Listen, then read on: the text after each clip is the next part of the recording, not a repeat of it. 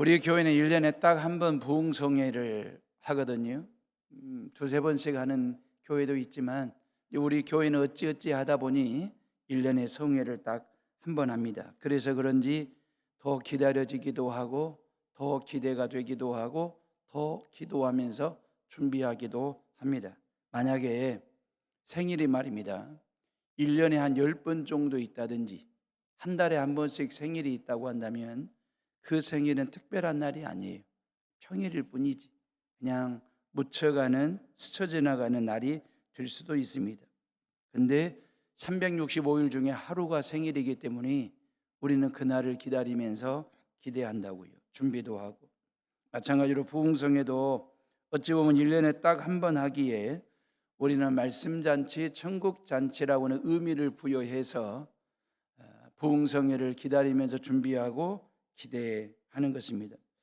다만 부흥성회는 한 번 하지만 부흥은 365번이 돼야 되지 않겠습니까? 부흥성회는 1년에 한 번 하지만 여러분들의 신앙 부흥은 365일 동안 내내 매일매일 365번 부흥이 돼야 된다라고 하는 거죠. 부흥이라고 하는 말은 한 번 쇠퇴한 것이 다시 성하여 일어남, 그리 돼 있어요. 국어사전적 의미는. 그러니까 어떤 지난날 침체했던 모습이 어떤 새로운 정기를 맞이해서 어떤 계기를 통해서 회복이 된다든지 복구가 되는 상태를 부흥, 그렇게 이야기합니다. 내리막길을 달리던 인생이 어떤 계기를 통해서 오르막길로 차고 오르는 상태를 부흥, 그래요. 영어로 말하면 리바이벌 그러는데 라틴어에서 다시라고 하는 말과 산다는 말 두 개를 합성어를 통해서 리바이벌, 부흥이라는 말을 만들어낸 거거든요. 그러니까 다시 한번 살아나게 한다, 이게 부흥입니다. 히브리어는 하야흐 그랬거든요. 숨을 쉬게 한다, 그 뜻입니다. 사람이 숨을 안 쉬면 큰일 나요. 그렇기 때문에 반드시 호흡을 통해서 숨을 쉬게 하는 것, 이걸 하야흐, 부흥이라고 얘기하는 것이거든요. 부흥성회는 내 신앙 상태를 확인하고 점검하고 체크하는 날입니다. 고장난 데가 있는지, 그 말입니다. 지금쯤은 한 번쯤 추수감사절을 앞두고 성탄절을 앞두고 연말연초를 앞두고 내 신앙이 어디 하자가 생겼거나 고장이 난 데 있으면 이번 부흥성회를 통해서 신앙 점검해서 고장 수리도 하고 정비도 하고 그런 날 말입니다. 혹 신앙이 내리막길을 달리고 있거들랑 이번 성회를 통해서 브레이크 잡으시고요, 다시 오르막길로 신앙이 다운된 신앙이라면 업그레이드 업 시키는 그런 신앙으로 말입니다. 그동안 멈춰서 버린 기도의 심장이 다시 뛰도록 하야흐, 하나님의 호흡을 불어넣는 집회 말입니다. 내 삶의 현장 곳곳에 하나님의 말씀이 살아 숨을 쉬도록 말씀을 받고 말씀을 채우는 날, 이게 부흥성회입니다. 이번 주 금요일 날 저녁부터 우리 김은영 목사님 모시고 말씀 부흥성회를 하게 되는데 작년 11월에 다녀가셨거든요. 얼마나 시간마다 귀한 말씀, 은혜로운 말씀을 주시는지, 그래서 한 번 더 오시라고 부탁을 드렸더니 이번 주 오시게 됐습니다. 학교 총장님이시다 보니 금요일 날 저녁부터 집회할 수밖에 없어서 금, 토, 일 3일 동안 말씀 집회를 하게 됩니다. 다음 주 주일도 오전 10시, 그러니까 정교회 남만 큰 잔치 할 때도 오전 10시에 통합예배로, 그리고 연이어서 부흥성회 10시 통합예배로, 그러다 보니까 주일 오전 예배 혹 리듬이 좀 흐트러지신 분들이 있다면 제가 양해를 좀 구하겠습니다. 사랑하는 애오름의 식구들이요, 기독교는 말씀의 종교예요. 기독교는 곧 성경입니다. 성경이 곧 하나님의 말씀이거든요. 다시 말하면 성경은 하나님이시고 예수님이시고 성령님이십니다. 성경이 곧 구원이고 천국입니다. 교회입니다. 성경은 모든 죄인들을 주님 십자가 앞으로 인도하는 내비게이션과도 같은 거예요. 고로 궁극적으로 저와 여러분들을 천국으로 인도하는 등불이고 빛이 되고 길이 되고 답이 되는 게 뭐냐? 성경이라는 것입니다. 성경만이 진리이고 삶의 변화를 일으키는 능력이고 활력임을 믿으시기를 주님의 이름으로 축원합니다. 그래서 히브리서 4장 12절 말씀에 보면 하나님의 말씀은 살아있고 그랬어요. 활력이 있어 좌우의 날선 어떤 검보다도 예리하여 혼과 영과 및 관절과 골수를 찔러 쪼개기까지 하며 또 마음의 생각과 뜻을 판단한다 그랬거든요. 하나님의 말씀은 살아있습니다. 그래서 활력이라고 얘기했고 전에 보던 성경은 운동력이라고 이야기를 했거든요. 살아있다라고 하는 말은 헬라어로 조온이라고 하는 시제는 현재 분사형을 썼거든요. 다시 말하면 하나님의 말씀은 계속해서 살아 움직이고 꿈틀거리고 있다라고 하는 얘기입니다. 비록 문자로 된 말씀이지만 이 말씀을 내가 성경을 펴는 순간에 하나님의 말씀은 살아 움직여 조온, 꿈틀거리는 활력과 운동력을 가지고 있는 말씀. 다시 말하면 왜 하나님의 말씀에 활력이 있느냐, 운동력이 있다라고 말씀하셨냐면 나로 하여금 움직이게 하는 힘이 어디에 있다는 거예요? 말씀 속에 있다라고 하는 것입니다. 나로 하여금 옳은 일을 할 수 있도록, 나로 하여금 바른 길을 갈 수 있도록 이 움직이게 하는 힘, 그 동력이, 활력이, 운동력이 어디에 있느냐? 말씀 속에 있다라고 하는 것입니다.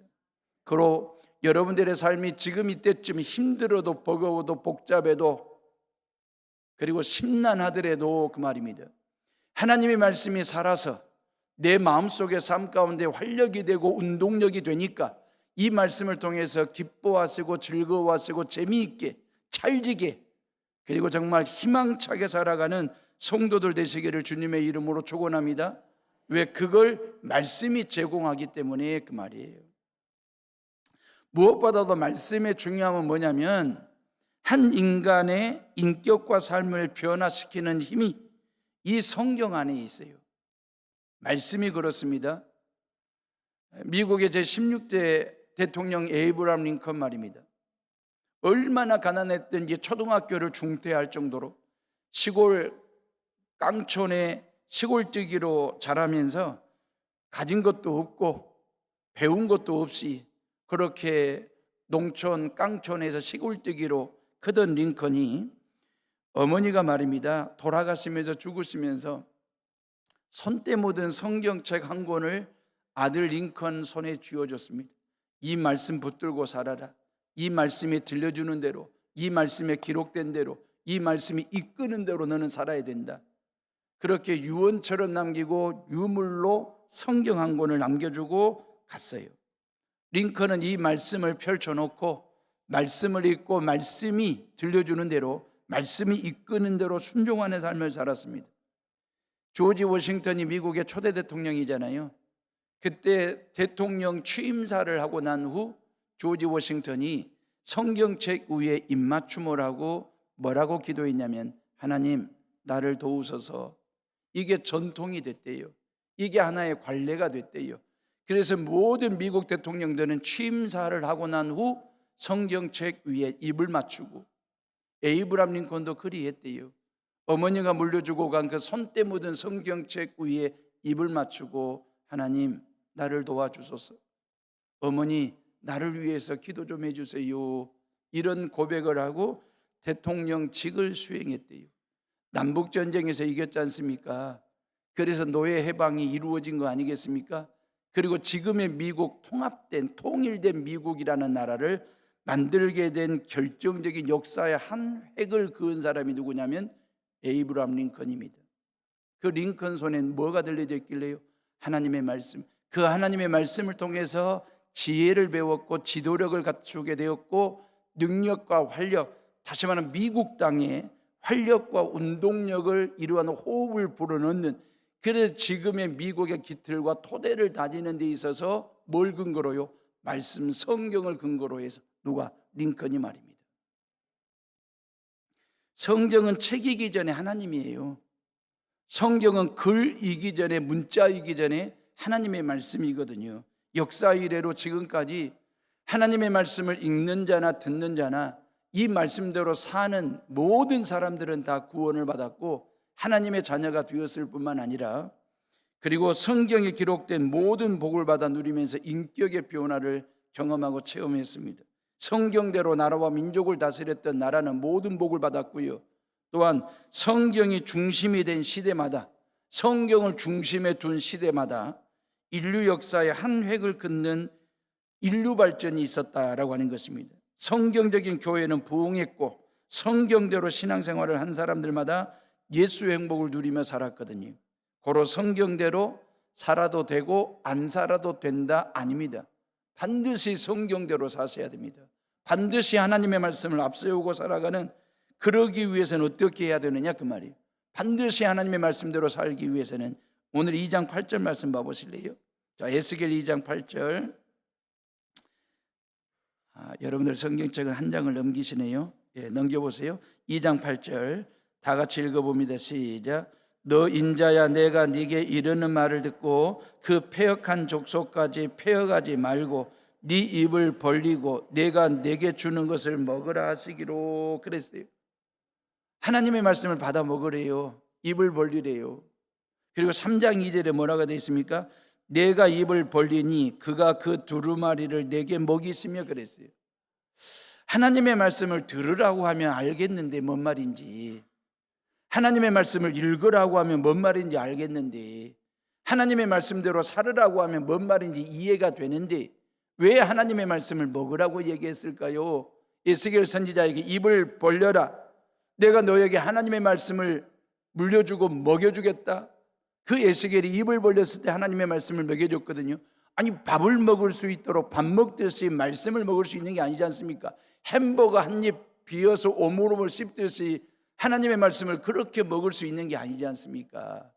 하나님의 말씀은 들으면 되고 읽으면 되고 그대로 살면 될 텐데 왜 오늘 성경 우리에게 하나님의 말씀을 먹으라고 말씀하셨을까? 그 이유가 뭐냐라고 하는 것입니다. 이것은 상징적인 행동을 요구하는 거죠.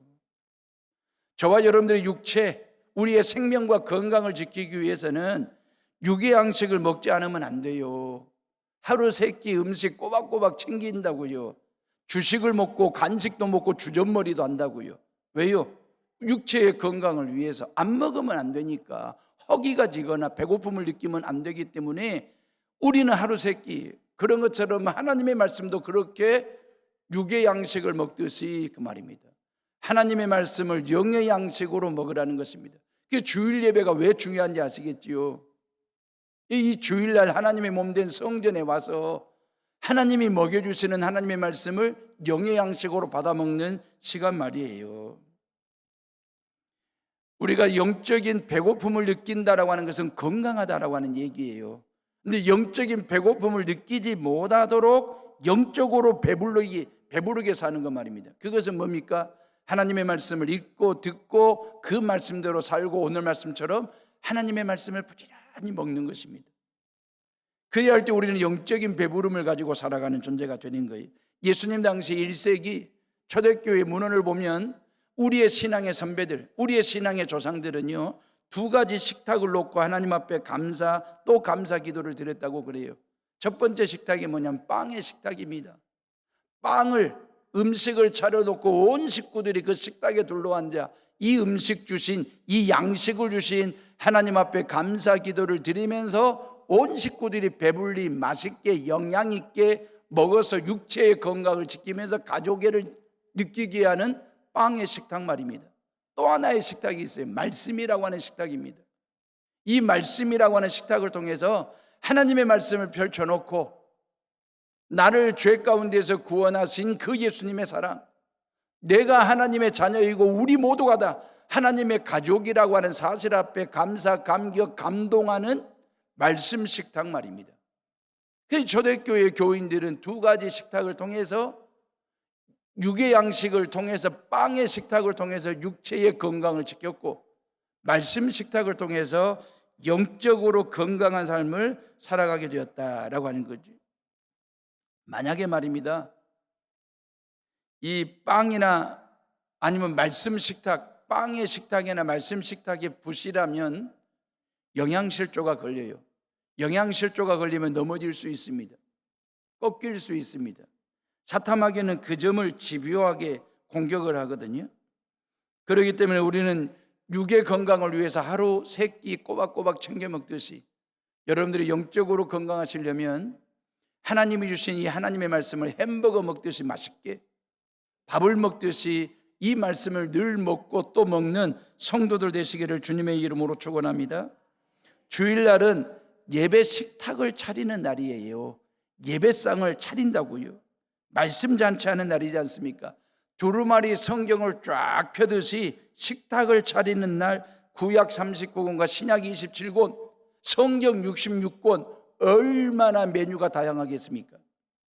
이 말씀상을 차리는 거예요. 식욕을 돋구는 에피타이저도 나오고요, 각양각색의 영의 양식들, 반찬들이 차려지게 될 거고요, 국도 만들어지게 될 거고요, 그다음 디저트로 성경 66권 속에서 얼마든지 우리는 골라 먹을 수 있고 마음껏 섭취할 수 있는 영의 양식이 이 말씀 속에 있다 그 말이에요. 온 성도들이 이 예배 식탁에 둘러 앉아서 성가대 찬양을 들으면서 은혜도 받고, 여러분들이 직접 찬양을 하면서 은혜도 받고, 기도하면서 아멘하면서 은혜도 받고, 헌금 드리면서도 은혜를 경험하고, 하나님의 말씀을 들으면서 그 말입니다. 이게 예배 식탁이에요. 이게 주일 말씀잔치 예배가 된다라고 하는 거죠. 해오른 교회 말씀 요리사 셰프가 누굽니까? 임지영 목사거든요.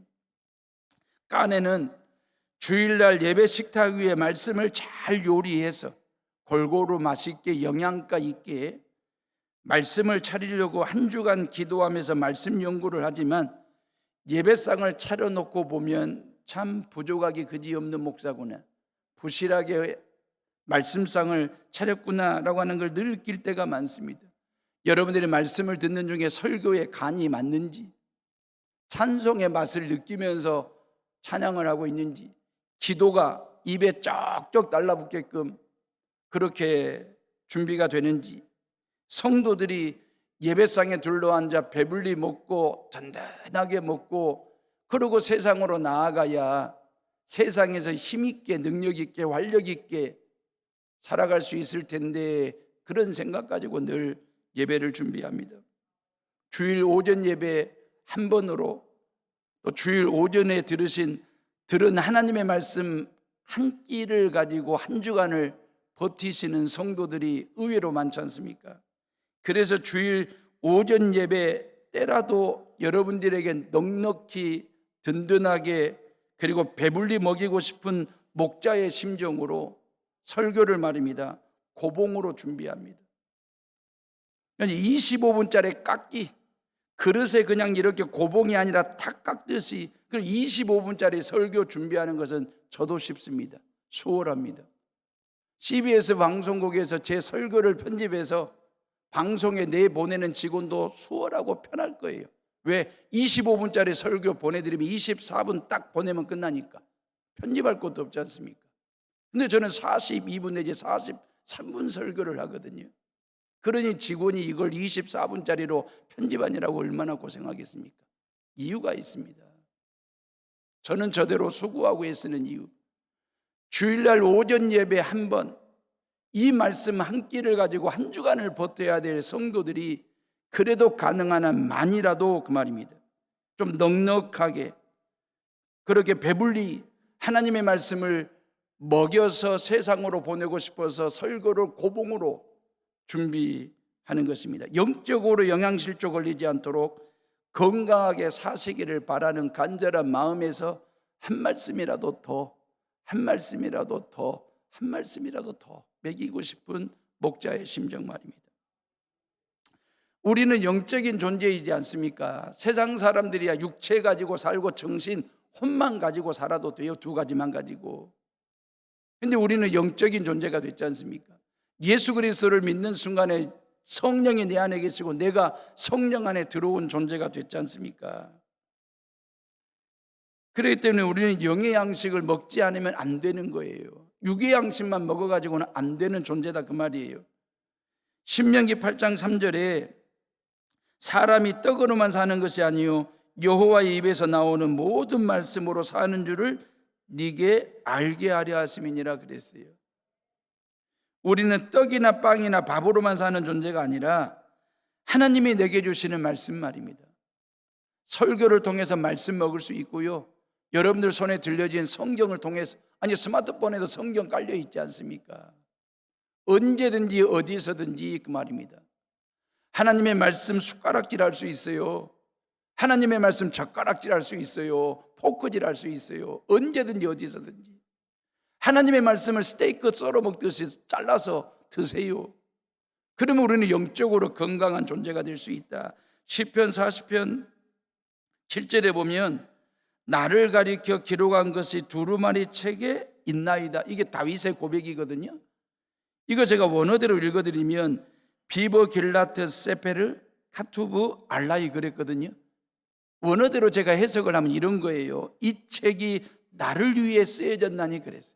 그러니까 다윗이 하나님의 말씀을 읽다가 아하, 이 말씀이 나를 위해 쓰여졌구나, 이걸 깨달은 거예요. 지금 감탄하는 거예요. 하나님의 말씀을 읽을 때마다 와, 이 말씀이 나를 위해 쓰여진 말씀이구나, 나에게 주시는 말씀이구나, 이 깨달음을 지금 이렇게 표현한 거예요. 이 강단에서 선포되어지는 하나님의 말씀, 또한 부흥성회 때 5번에 걸쳐서 김은용 목사님을 통하여 하나님의 말씀이 선포되어질 때마다 여러분 모두가 다 무릎을 치면서 아하, 이 말씀이 곧 나를 위한 말씀이구나, 나를 위해 쓰여진 말씀이구나 라고 그렇게 받아들이고 아멘으로 받는 성도들 되시기를 주님의 이름으로 축원합니다. 어허이, 나 치는 소리 하네, 나 때리는 소리 하네, 나 찍는 소리 하네. 여러분, 말씀을요 치고 때리고 찍는 소리라고 들으시면 안 돼요. 설교를 치는 식으로, 때리는 식으로, 찍는 식으로 해서도 안 돼요. 하나님의 말씀은 말씀 그대로 들으세요. 하나님이 내게 주시는 말씀으로 아멘으로 받고 그렇게 신앙생활하는 것. 어찌 보면 내 신앙이 단단하지, 내 신앙 든든하지, 견고하지, 깊지, 튼튼하지. 아니요. 말씀 한 구절만 잘못 들어도, 설교 한 대목만 잘못 들어도 우리는 얼마든지 우리의 신앙이 꺾일 수 있고 넘어질 수 있고 깨질 수 있고 쓰러질 수도 있는 아주 연약한 존재입니다. 저도 그렇고 여러분들도 그렇고.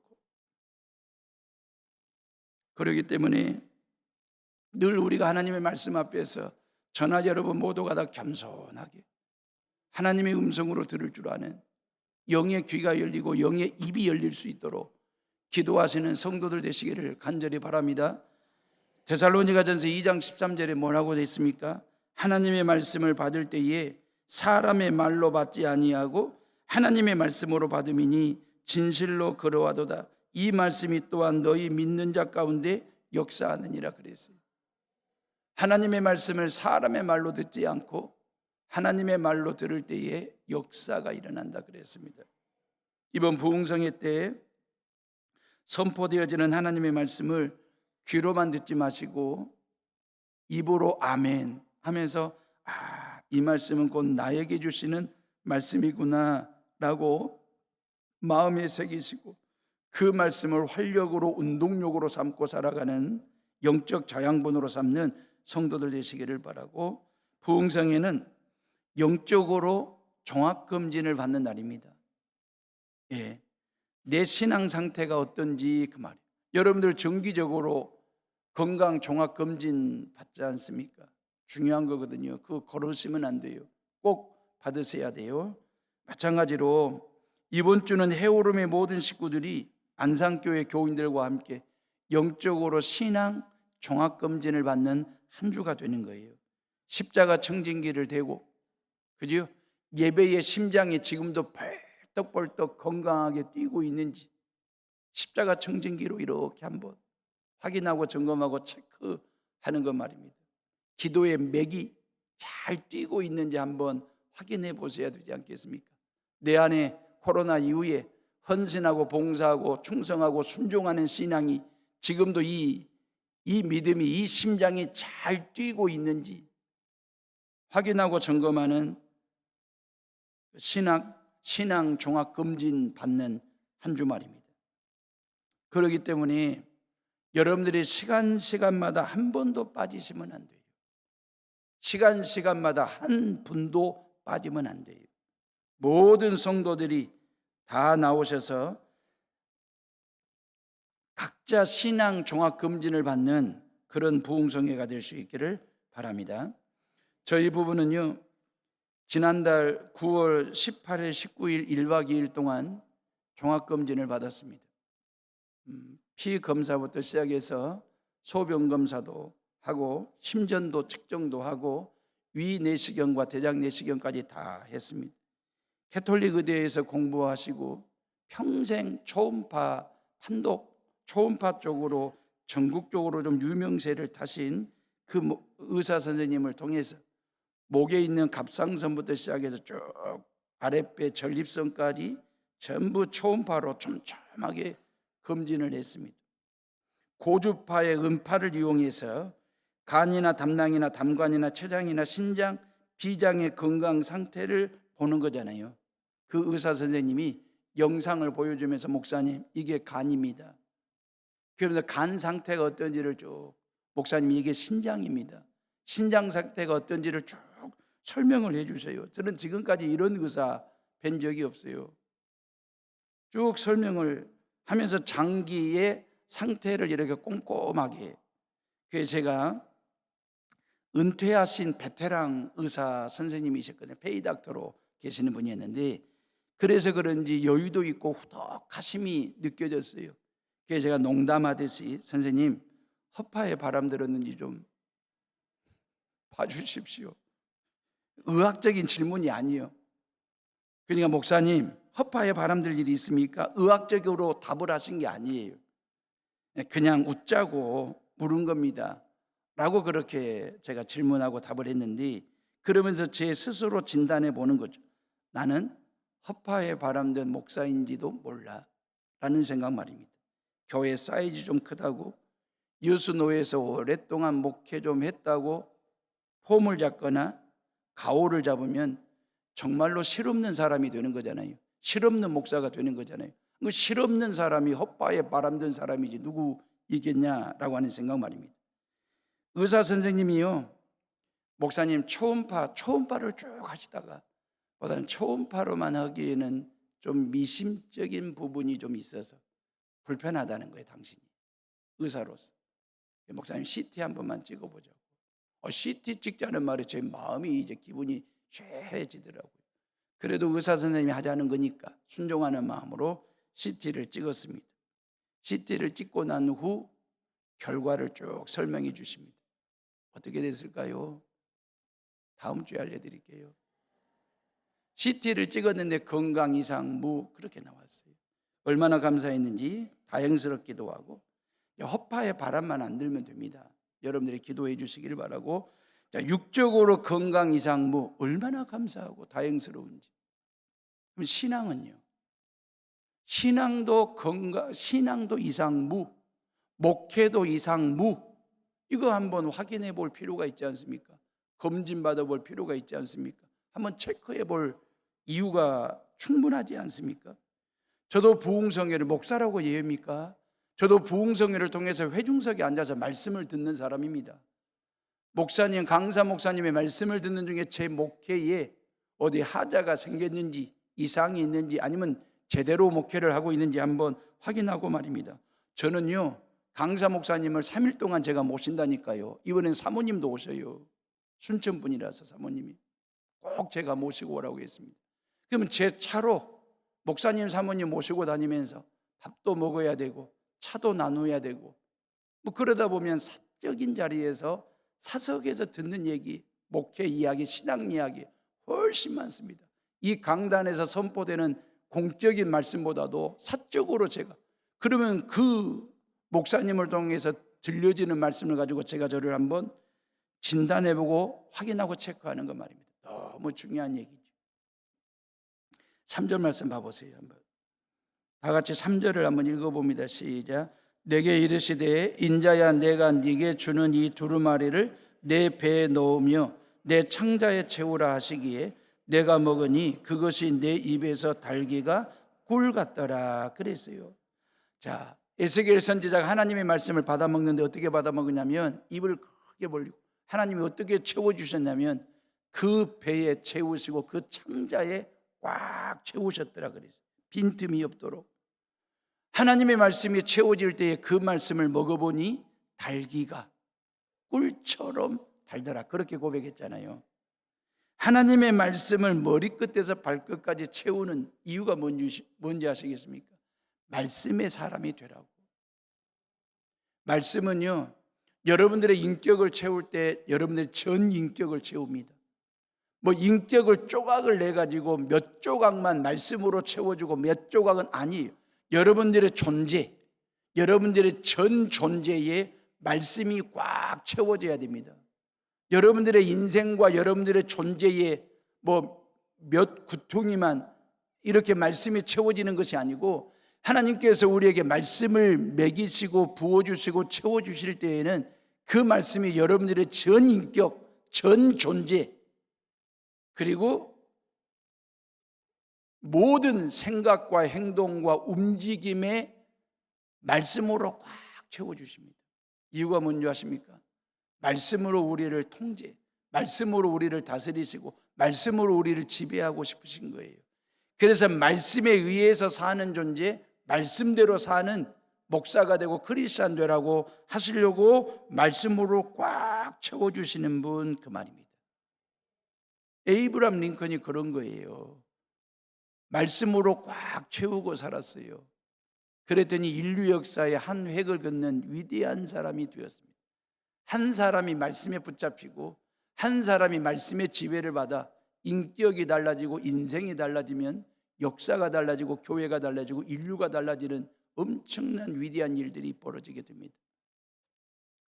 미국이요, 시카고라고 하는 텍사스라고 하는 이 땅을 미국 땅에 편입을 할 거냐 아니 멕시코 땅으로 붙일 거냐를 놓고 미국 의회가 투표를 했습니다. 딱 한 표 차로 텍사스가 미국 땅이 된 것입니다. 그 한 사람의 한 표가 그 말입니다. 텍사스는요, 지금 미국의 심장부가 됐거든요. 미국이 1776년 7월 4일에 미국이 독립이 됐잖아요. 독립선언함과 동시에 의회에서 뭘 결의를 했냐면, 우리가 영어를 모국어로 쓸 거냐 독일어를 모국어로 쓸 거냐를 놓고 의회에서 투표를 했는데 딱 한 표 차로 영어로 결정이 났대요. 그 한 사람의 한 표가 영어가 미국의 모국어가 됐고 세계 공통어가 되게 했던 것처럼 그 말입니다. 한 사람의 변화, 그 말입니다. 너무너무 중요한 거죠. 새로 부임하신 목사님이 6개월 동안 다윈 이야기만 설교를 하시더래요. 그래서 아들 녀석이 투정하듯이 엄마에게, 엄마, 우리 새로 오신 목사님은 다윗밖에 모르는가 봐. 6개월 동안 다윗 이야기만 설교한다고. 어머니가 투정되는 아들 타이르듯이, 아니야, 목사님이 네가 다윗 같은 사람 되기를 원하시는가 보지 그랬어요. 다윗 같은 사람이 되기를 원하시는가 보다. 이번 부흥성회를 통해서요, 저와 여러분들이 그 말입니다, 하나님의 말씀으로 꽉 채우는 여러분들의 인격 안에, 존재 안에, 여러분들의 삶 속 구석구석에, 직장과 사업장에 하나님의 말씀으로 채우는, 여러분들의 안방이, 여러분들의 자녀들 공부방이, 여러분들이 살고 있는 베란다가 하나님의 말씀으로 꽉 채워지는, 우리 해오른 교회 모든 공간이 하나님의 말씀으로 꽉꽉 채워지는, 여러분들의 자동차 안에, 여러분들이 일하고 있는 사무실 안이 하나님의 말씀으로 꽉 채워져서 성경적인 사람으로 변화되시고 성경적인 삶을 살아가는 성도들 되시기를 주님의 이름으로 축원합니다.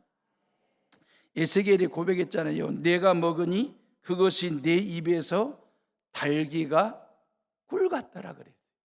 얼마나 하나님의 말씀이 달았는지 꿀처럼 달더라 그랬거든요. 아마 여러분들도 지금까지 먹어보신 것 중에 꿀만큼 단 것은 없잖아요. 마찬가지로 하나님의 말씀은 이 꿀보다 더 달다라고 얘기했거든요. 벌은요, 신기하게도 말입니다, 화학 비료를 뿌려놓은 밭에는 절대로 안 갑니다. 유기질 비료만, 토종, 퇴비, 유기질 비료만 뿌려놓은 아주 신토부리 같은 그런 밭에만 들어가서 꿀을 채취한대요. 꿀 1kg을 만들기 위해서 벌은요 수백만 개의 꽃송이와 물, 흙 등등 여기저기를 찾아다니면서 꿀을 채취하는 거예요. 이렇게 많은 곳에서 채취하기 때문에 꿀을 먹는 것은 수천 수만 가지의 좋은 것을 먹는 것과 같은 거예요. 꿀은 기억력을 좋게 하고 식욕을 왕성하게 할 뿐만 아니라 피부에 젊음을 가져다 주고 눈을 밝게 하고 위장병도 아주 좋습니다. 어제 대한양봉협회 홍보대사 같지요. 꿀 좋다는 것은 다 아시잖아요.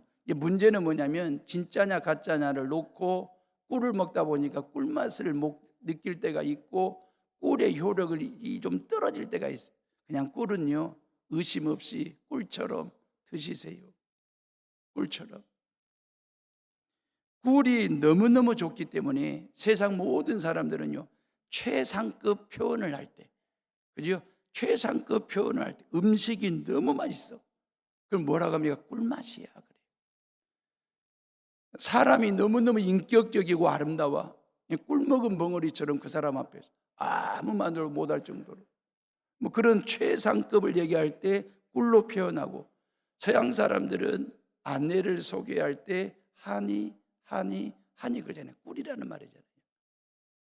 이 와이프는 나에게 이렇게 달콤한 존재, 꿀 같은 존재라는 뜻으로 그 말입니다. 하나님의 말씀을 여러분들의 존재와 인격과 삶 속에, 신앙 속에 꽉 채우셔서 여러분들의 신앙에 단내가 날 수 있기를 바랍니다. 여러분들의 가정 안이 달디단 꿀보다 더 단 하나님의 말씀으로 꽉 채워지는 그런 은혜 말입니다. 그래서 누가 봐도 여러분들의 신앙을 볼 때 참 신앙 달다. 해오른 교회에 와서 누구든지 예배를 드릴 때 해오른 교회는 참 단내 나는 교회야, 쓴내가 난다든지 짠내가 나는 교회가 아니라 정말 단내가 나는 그런 교회로 그 말입니다. 꿀단지 같은 교회. 우리 모두가 다, 여러분 모두가 다 복음단지가 되고 말씀단지가 되시기를 주님의 이름으로 축원합니다. 누군가가 여러분들에게 다가와서 여러분들을 통해서 말씀을 퍼먹고 복음을 퍼올릴 수 있는 이런 말씀단지, 복음단지 같은 존재, 그 말입니다. 미국의 신본주의 신학자로 신앙과 신학을 성서 속에 뿌리를 내리게 하자라고 그렇게 깊이 연구하는 신학자가 있었대요. 그 신학자가 같이 연구활동하는, 공부하는 그 제자에게 성경책을 좀 가져다 달라고 심부름을 시켰어요. 성경책을 가지고 오다가 성경책을 바닥에 떨어뜨린 거예요. 그때 그 신학자가 그 제자에게 했던 말, 애야, 성경을 소중히 여겨라. 지금은 네가 성경을 들고 다니지만 언젠가는 성경이 네 인생 들어줄 때가 온다. 지금은 네가 성경을 가지고 온다마는 언젠가는 성경이 네 인생 이끌어줄 때가 올 것이다. 성경 소중하게 여겨라. 그랬어요. 여러분들이 성경 들고 이 시간 예배당에 나와서 하나님을 예배하는 것 같지만 하나님의 말씀 성경이 여러분들을 들고 왔습니다. 하나님의 말씀 성경이 여러분들을 여기까지 데리고 왔습니다. 이 말씀을 채우십시오. 머리끝에서 발끝까지 꽉 말씀으로 채우셔서 정말 꿀보다 더 다디단 말씀을 통해서 단내가 나는 인생 살으세요. 누가 와서 여러분들의 인생을 봐도 참 인생 달게 산다, 짠내가 아니라 쓴내가 아니라 썩은 내가 아니라 단내 나는 인생, 단내 나는 신앙생활하는 성도들 되시기를 주님의 이름으로 축원합니다. 우리 이 시간 조용히 묵상하며 기도합니다.